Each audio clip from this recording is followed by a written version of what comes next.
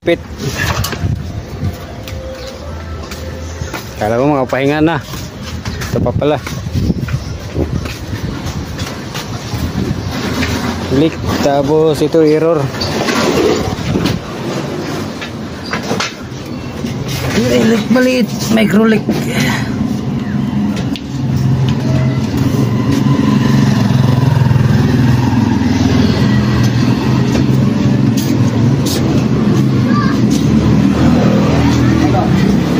Microleak, tapos ito error.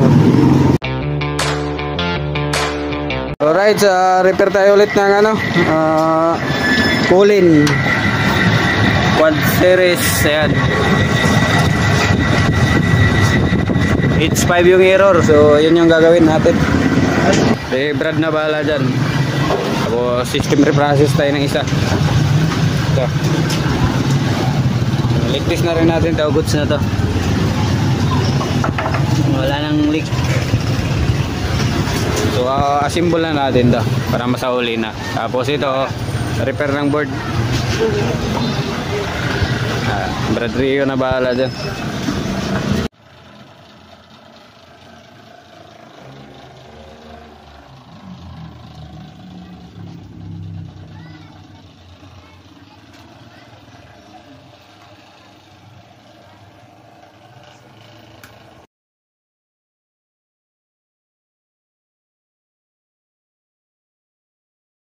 Goods na yung natin, H5 error na Kulin. Running na yan. Ito yung pinalitan natin.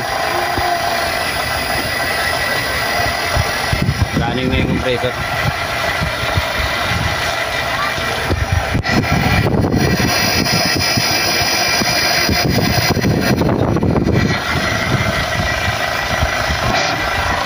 So H5 error, repair.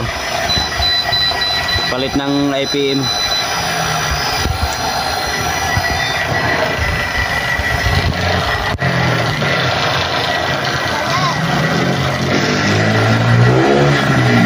Goods na goods.